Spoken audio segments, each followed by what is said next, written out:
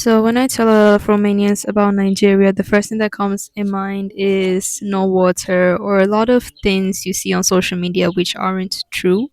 I mean, you never know until you actually live there. A lot of them assume that, maybe they live in huts or, a bunch of things, a lot of stereotypes according to the internet and what they choose to show out there to the world. Today, we're going to be talking about what shocked my Romanian side about Nigeria. And first and foremost, I will bring out the water stuff. Now, a lot of people, when they hear a country from Africa in general, the first thing that comes to mind is no water.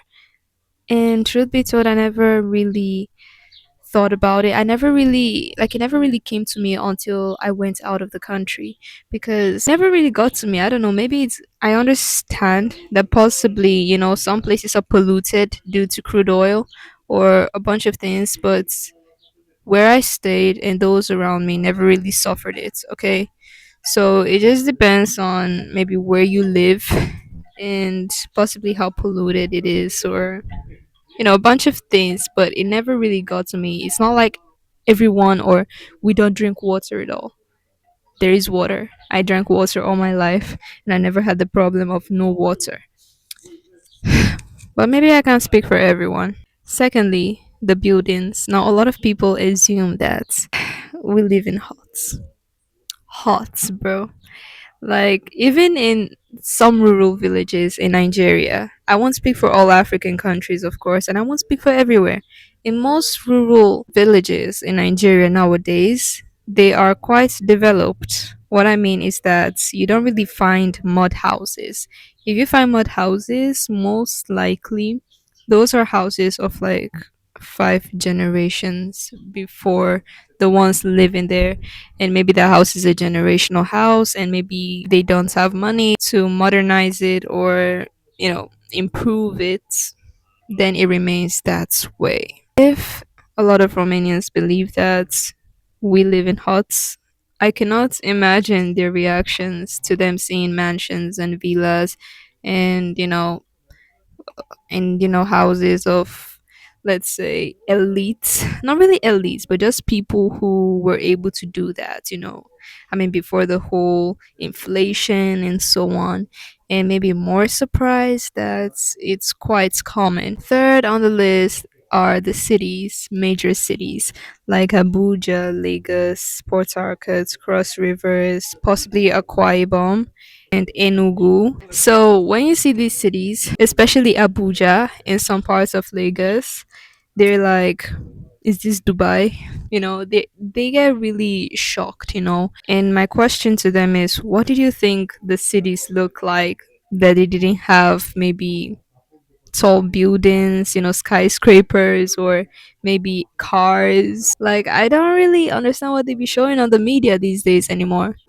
The fourth on my list is the accent.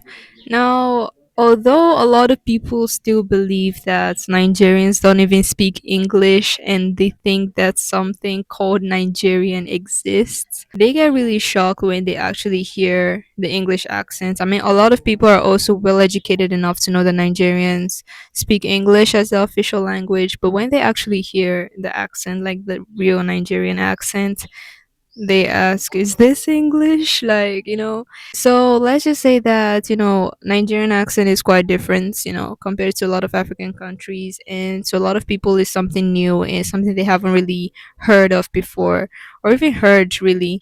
So I think I really had this experience when my mom spoke to my friends and they always get surprised, like, wow, like it's mind blowing. Another one on my list here is the amount of another one on my list is the numbers of tribes in Nigeria. Even I don't even know. I think they might be up to 1,000. I don't know, but I'm not sure. But there are lots of tribes. River State alone has about, I don't know, a couple of tribes and stuff. Yeah, there is a lot. Another one is probably when they hear the word state.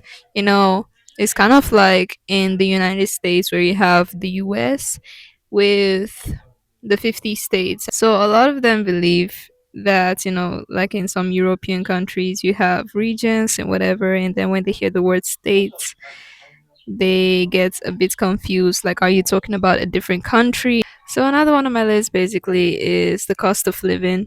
Of course, you get something here for 50 lei, and then you're surprised that over there it will cost like 10 lei, like 5 times less the price. You braid your hair here, which is like 400 lei, and over there you're gonna spend maybe 50 lei or less.